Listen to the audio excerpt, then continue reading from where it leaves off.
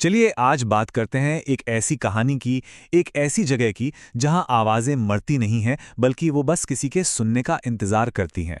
ये कहानी है सोनापुर के उस बदनाम रेडियो स्टेशन की जिसका प्रसारण कहते हैं आज तक बंद नहीं हुआ। सोचिए, ये सिर्फ कोई डरावनी लाइन नहीं है। नहीं, ये इस जगह की असलियत है। एक ऐसी हकीकत जिसको समझने में हमारी कहानी के हीरो ने, कह सकते हैं, बहुत ज्यादा देर कर दी। तो कहानी की शुरुआत होती है सोनापुर से। अब ये कोई आम गांव नहीं है। सोचिए, पहाड़ों के बीच में बसा एक ऐसा गांव जो नक्शों पर भी मुश्किल से मिलता है। यहाँ की रातें इतनी ज्यादा खामोश होती हैं कि अपनी ही सांसों की आवाज डराने लगती है। लेकिन इस गांव की असली पहचान इसकी खामोशी नहीं, बल्कि पास की पहाड़ी पर खंडर बन चुका वो रेडियो स्टेशन। 20 साल, पूरे 20 साल हो गए हैं स्टेशन को बंद हुए। अगर आप सरकारी रिकॉर्ड्स देखेंगे तो उनमें तो बस एक छोटी सी लाइन लिखी है, टेक्निकल फेलियर, बस। लेकिन जो असली कहानी है ना, वो इन फाइलों में नहीं बल्कि गांव वालों के दिलों में दफन है। और वो कहीं ज्यादा खौफनाक है, क्योंकि उस रात स्टेशन बंद होने से ठीक पहले एक आखिरी ब्रॉडकास्ट हुआ था।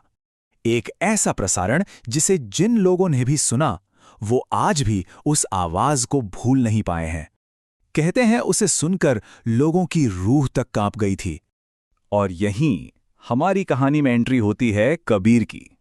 कबीर एक पॉडकास्टर था, लेकिन कोई आम पॉडकास्टर नहीं। उसका काम था ऐसी जगहों पर जाना जहां कोई नहीं जाता, ऐसी आवाजों को रिकॉर्ड करना जिन्हें कोई सुनना नहीं चाहता। और सोनापुर स्टेशन वो उसके लिए कोई मामूली जगह नहीं थी, वो उसका सबसे बड़ा जुनून था। कबीर को लगता था कि अगर वो सोनापुर स्टेशन की उस लेजेंडरी रिकॉर्डिंग को कैप्चर कर पाया तो ये उसके करियर का सबसे बड़ा ब्रेक होगा। वो उस आवाज को दुनिया के सामने लाना चाहता था, एक ऐसी आवाज जिसे दुनिया या तो भूल चुकी थी या शायद जानबूझकर भुलाना चाहती थी। तो कबीर पहुंच गया सोनापुर।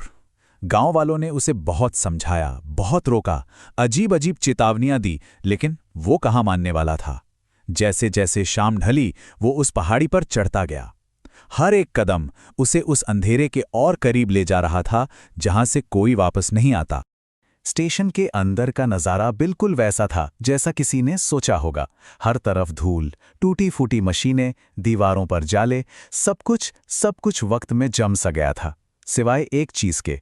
दीवार पर टंगी एक पुरानी घड़ी जो अभी भी चल रही थी और उसकी सुइयां धीरे धीरे आधी रात की तरफ बढ़ रही थीं। ठीक 11:59। कबीर ने फटाफट अपना सारा सामान सेट किया, रिकॉर्डर ऑन किया। वो उस गहरी डरावनी खामोशी को रिकॉर्ड करना चाहता था, पर उसे जरा भी अंदाजा नहीं था कि वो खामोशी को नहीं बल्कि उन चीखों को रिकॉर्ड करने वाला है जो 20 सालों से उस खामोशी में कैद थीं। और फिर घड़ी ने 12 बजाए, ठीक 12 बजे। अचानक कंट्रोल रूम की सारी मशीनें जो सालों से बंद पड़ी थीं अपने आप ऑन हो गईं, और फिर स्पीकर से एक अजीब सी स्टैटिक की आवाज आने लगी। और उस शोर के बीच से एक बहुत ही धीमी फुसफुसाहट सुनाई दी। शुरू में तो बस हल्की फुसफुसाहटें थीं, फिर धीरे धीरे कई आवाजें एक साथ बोलने लगी। समझ नहीं आ रहा था कि कौन क्या कह रहा है। और फिर उन सब आवाजों के बीच से एक अकेली, बहुत ही थकी हुई आवाज साफ सुनाई दी। वो आवाज बता रही थी कि कैसे वो सब वक्त के एक ही पल में फंस गए हैं। वो हर रात अपनी जिंदगी के आखिरी पलों को बार बार जीते हैं। ये कोई रिकॉर्डिंग नहीं थी, ये उन लोगों की फंसी हुई रूहें थीं। तो अब पूरी तस्वीर साफ हो रही थी। देखिए, सरकारी कहानी क्या थी? Technical failure. और सच्चाई ये थी कि उस रात अचानक एक भयानक लैंडस्लाइड हुआ था। सरकार ने कहा सब कर्मचारी सुरक्षित हैं, पर असल में उन सब की आत्माएं आवाज और खामोशी के बीच हमेशा के लिए वहीं कैद हो गई। और ठीक तभी कबीर ने कुछ ऐसा सुना जिससे उसके होश उड़ गए। जब उसने अपनी रिकॉर्डिंग को हेडफोन लगाकर सुना तो उसमें एक और आवाज थी। वो आवाज कबीर की अपनी थी, और वो मदद के लिए चीख रहा था, गिड़गिड़ा रहा था, जबकि असल में कबीर तो चुपचाप सब रिकॉर्ड कर रहा था। और बस उसी पल कबीर को सब कुछ समझ आ गया। उस प्रसारण को कोई सुनने वाला नहीं चाहिए था, उसे एक रिप्लेसमेंट चाहिए था।